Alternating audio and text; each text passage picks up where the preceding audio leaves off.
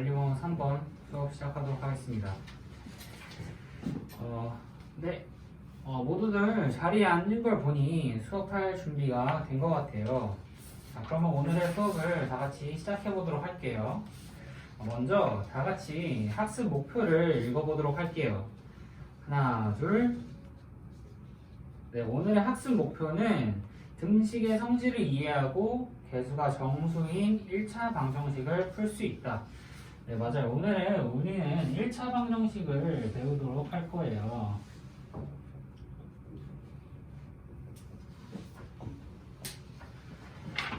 일 1차 방정식을 모두 다 같이 배워보기로 해요. 자, 그러면 지금 여태까지 우리가 등식의 성질을 통해서 방정식의 해를 구하는 걸 간단하게 배워보았어요. 그래서 지금부터는 다 같이 모둠 활동을 해볼 텐데, 이 모둠 활동은 선생님이 학습지에 나눠준 대로 규칙에 따라서 각 모둠별로 활동을 하게 될 거예요. 각 접시 저울에 접시 저울이 수평이 되는 원리와 종이컵과 바둑돌을 이용해서 서로가 서로에게 문제를 만들고 서로가 서로의 문제를 푸는 시간을 가져보도록 할 거예요. 그런 시간을 약 10분 정도 줄 거고, 활동을 한 후에는 각자 어떤 활동을 했는지 발표를 하는 시간을 가져볼 테니까 각자 모두들 활동을 해보세요.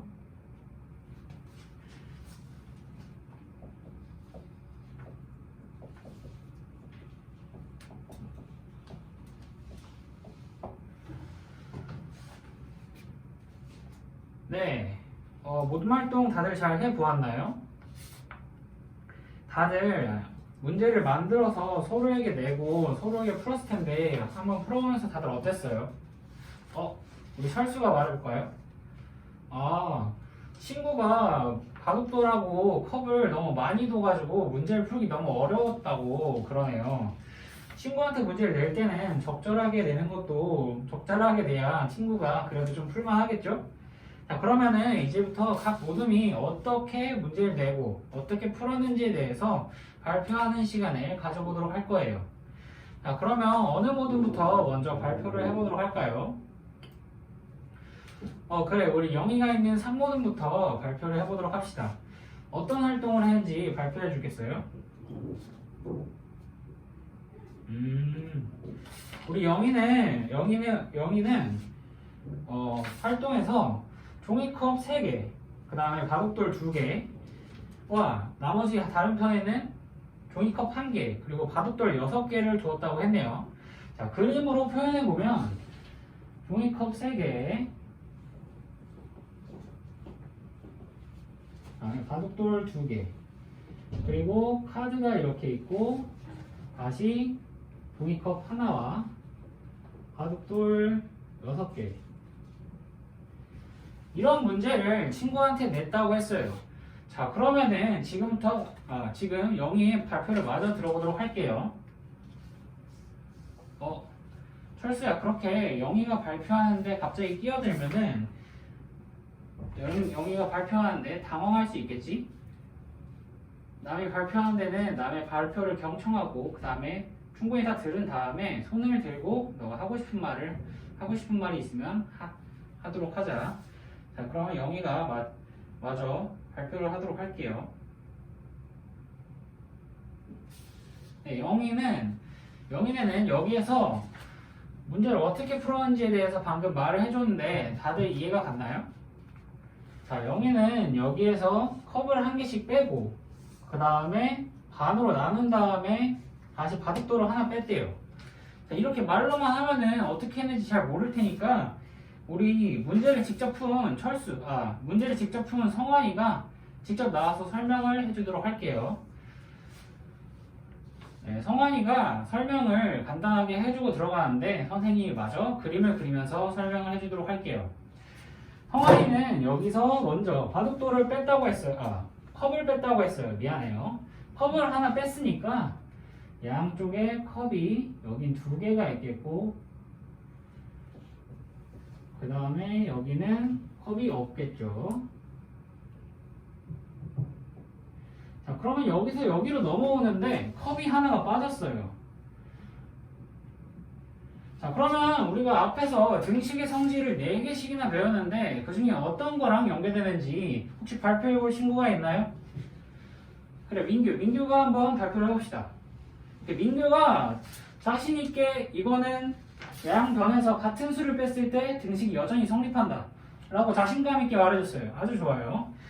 앞에서 배운 것처럼 이거는 양 등식이 성립할 때 같은 수를 빼도 성립한다 라는 성질을 그대로 반영한 거예요. 그 다음에 우리 여기서 숫자를 반으로 만들어서 계산을 했다 했으니까 그림으로 그려보면 컵이 하나, 그 다음에 바둑돌이 하나, 그리고 바둑돌이 3개가 되겠어요. 자, 그러면은 이것도 앞에서 배운 등식의 성질 4개 중에 1개와 굉장히 유사하게 생겼죠? 자, 어떤 거랑 유사하게 생겼을지 어떤 친구가 말해볼까요? 그래, 우리 상민이가 말해보도록 합시다. 오케이, 상민이가 이거는 등식의 양변에 같은 수를 곱해도 등식이 여전히 성립한다 라는 우리 세 번째 성질을 적용해서 문제를 해결했다 할 수 있어요. 자, 그리고 마지막으로 여기에서 바둑돌을 한 개씩 빼서 캔과 종이컵 하나와 바둑돌 2개, 미안해요, 캔이 아니라 종이컵. 자, 여기서 한 개를 뺐다 했으니까 바둑돌을 뺐어요. 자, 여기에서 마찬가지로 등식의 양변에 같은 수를 빼도 등식이 성립한다는 성질과 함께 이렇게 문제를 해결했어요. 참 잘했어요. 자, 우리 등식의 배운 성질을 앞에서 그대로 적용했는데 우리가 앞에서 또 하나 배운 게 있어요. 우리가 이렇게 그림을 그려가지고 표현을 하니까 사실 그림이 잘 그리는 친구는 자신의 그림이 아름다울 수도 있겠지만 그림을 못 그리는 친구는 선생님도 좀 못 그리는 편이어서 이게 조금 그리기도 좀 시간이 오래 걸리고 할 테니까 앞에서 배운 어떤 걸 쓰면은 뭔가 굉장히 편리하고 아주 빠르고 간단하게 표현할 수 있을 것 같은데 뭘까요? 네, 맞아요. 문자를 사용하면 우리는 이걸 간단하게 표현할 수 있어요. 자, 우리는 지금 종이컵에 몇 개의 바둑돌이 들었는지 궁금하니까 우리가 이걸 식으로 한번 정리를 해보도록 합시다. 자, 식으로 정리를 해보면 이 종이컵을 우리가 X라고 둘 거예요. 종이컵을 X로 두면은 맨 첫 번째 식은 어떤 식이 될까요? 네, 그렇죠.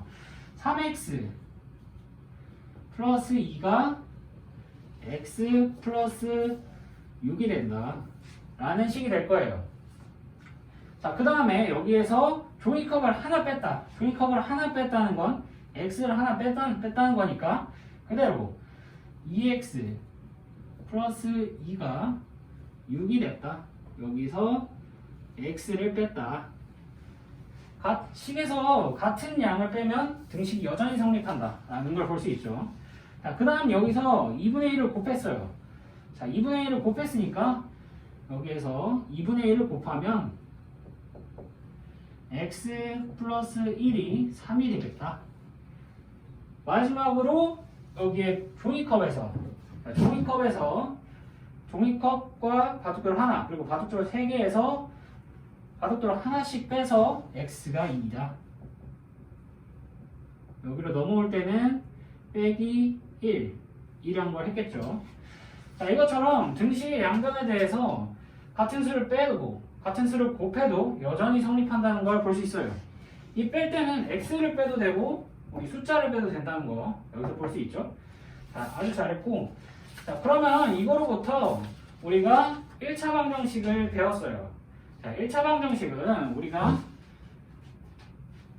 1차 방정식이 어떤 거냐? 개념을 간단하게 써보면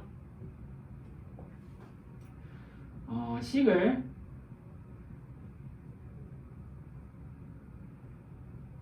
정리한 후에 중요합니다. 굉장히 중요해요. 식을 정리한 후에 1차식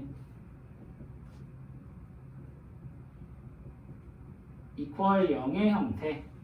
자, 이렇게 하면은 우리가 수학인데 한글로 쓰는 거 상당히 쉽지 않아요. 보통 우리가 ax 플러스 b라고 쓰고 는 0이다라고 쓰고 단 a는 0이 아니다 라는 조건을 붙여주는 게 1차 방정식의 일반적인 표현입니다.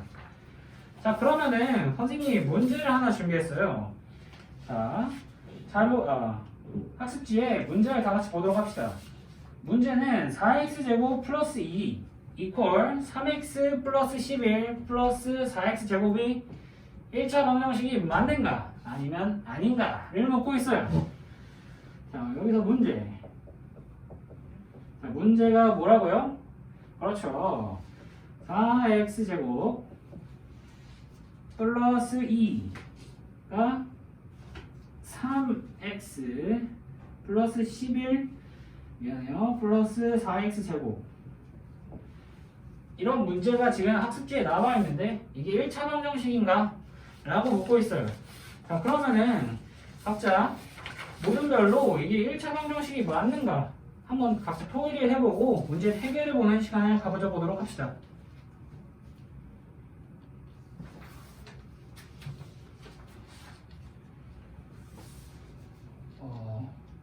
우리 성준이는 왜 가만히 있어?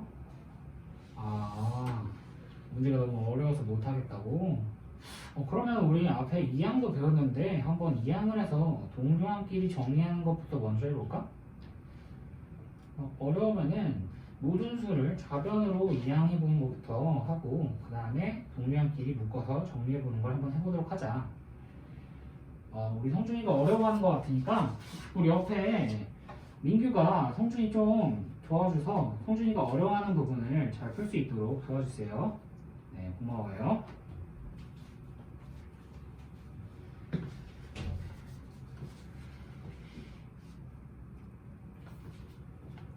네. 자, 그러면 다 같이 자신의 모둠이 한 거를 같이 보도록 할게요. 자, 선생님이 둘러보면서 봤는데 다들 문제를 잘 풀어준 것 같아요. 그러면 우리 성준이 모둠의 민규가 이 문제를 어떻게 풀었는지, 맞게 풀었는지 한번 발표를 해보도록 할게요. 우리 민규는 여기 식에 4x제곱이 양변에 있으니까 1차 방정식이 아니다. 1차 방정식이 아니다라고 하네요. 자, 그러면 우리 이거를 1차 방정식의 정의에 비추어서 다시 한번 살펴보도록 할게요. 1차 방정식의 정의를 다시 한번 다 같이 볼까요? 식을 정리한 후에 1차식 이퀄 0의 꼴이 되면 1차 방정식이라고 하기로 약속을 했어요. 자, 근데 선생님이 준 이 문제는 아직 이런 형태와는 약간 거리가 있어 보이죠? 네, 맞아요. 이런 형태와는 약간 거리가 있네요. 자, 그러면은 민규야, 맞아. 우리가 이 문제를 다시 한번 봐볼까? 이 문제는 정리된 식이라고 할 수 있을까? 없지. 자, 그러면 민규가 한번 이 식을 정리를 해볼까? 네, 맞아요.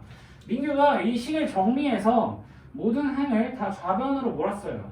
자, 좌변으로 몰았더니 민규가 마이너스 3x 마이너스 9가 0이다 라고 정말 빠르게 계산해 줬네요. 역시 민규 아주 계산이 빠른 친구 좋아요. 자, 그래서 이런 꼴로 정리했더니, 그래서 민규야, 이게 과연 1차 방정식이 맞을까? 오케이. 자, 민규가 정리를 하니까 1차 방정식 이퀄 0의 꼴로 똑같이 나왔어요. 그래서 1차 방정식이 맞다 라고 이유까지 정확히 들어주며 발표를 해주었어요. 자, 모두들 민규에게 박수를 한번 쳐주시다. 자, 맞아요. 이거는 식을 정리했을 때 1차 식이 되니까 1차 방정식이 맞는 문제입니다.